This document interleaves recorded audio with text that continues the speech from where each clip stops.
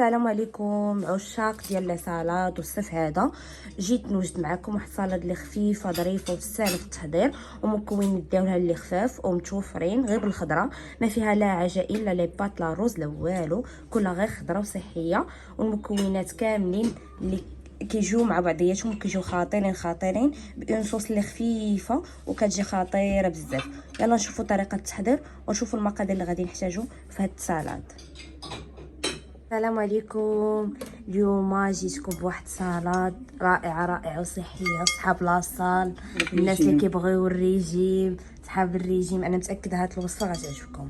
عندي اول حاجه هنايا الفرماج الاحمر، البروكولي اللي باين المنافع ديالو وباين لاش كيصلاح وفيه المنافع بزاف. وبلاتي نوريهم الا بغاو باش يسلقوه، غادي بعدا ينقيوه ويقادوه ويديروه في واحد الاناء ويديروا فيه الماء والخل، يخليه واحد نص ساعه.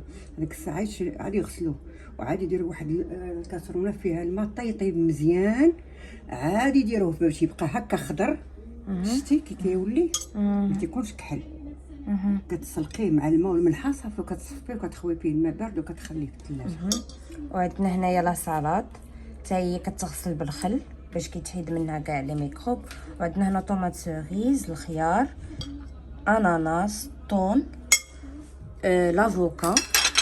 ممكن تستعملوا اي فخويط سازون كتفضلوا. عندي هنايا بطاطا اللي مقرده مقطعه ومسلوقه، البصله، المايز، عندي لا داند فومي ممكن تستعملوا او تبدلوا بجامبو على حسب اللوغو اللي كتبغيو. وعندي هنايا الربيعي، القزبر والمعدنوس والطون. وعندي هنايا بول فاش غادي نبدا نخلط هاد المكونات ديالي كاملين اللي عندنا.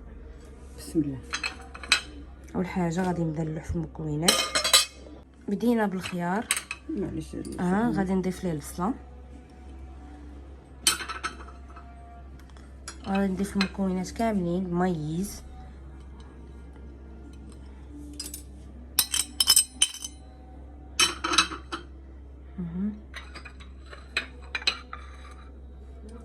من بعد غنضيف لا دانت فومي،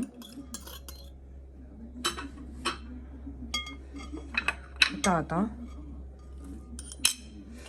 السلطه ديال الناس ديال الريجيم، صحاب الريجيم غتعجبهم. والناس اللي كيبغيو الخضره. طوماط بحال الشكل ديالي، بروكولي،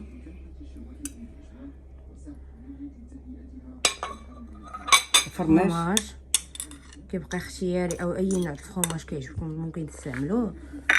واخا هاد الاناء سخون معليش. عندنا الطون، ممكن ديروا حتى طرافي ديال الدجاج، كروفيت، كالامار، الدجاج يكون مقلي. والخس. صافي هذا غنحطوه الفوق هذاك. هذا درت غير الخل.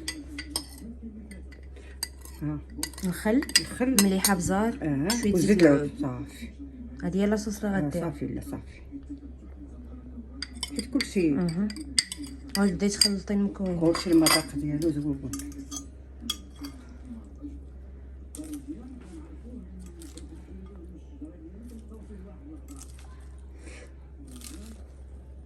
وكتكون هذه هي النتيجه النهائيه ديال لا سالاد. من بعد ما وجدات ضفت لها هنا الاناناس وضفت لها لافوكا من الفوق. ما استعملتش فيها لا مايونيز لا والو، بغيتها تجي عاديه وسامبل. ممكن تستعملوها مايونيز او اي صوص كتفضلوا. وكيف ما كتشوفوا كيفاش كتجي في الشكل ديالها، انا قديتها في امبول باش كل واحد اللي بغى يهز التفصيل ديالو، كل واحد يدير اللي بغا. وزوينه بالنسبه للصيف وحتى للبحر ولا اي بلاصه. كنتمنى ان شاء الله الفيديو يعجبكم. ما تنساوش تبارطاجيو لي على زر لايك ولي زابوني ودي كومونتير، وما تنساوش تدخلوا القناه ديالي وتشاركوا معايا في قناه التشهيوات مزيان.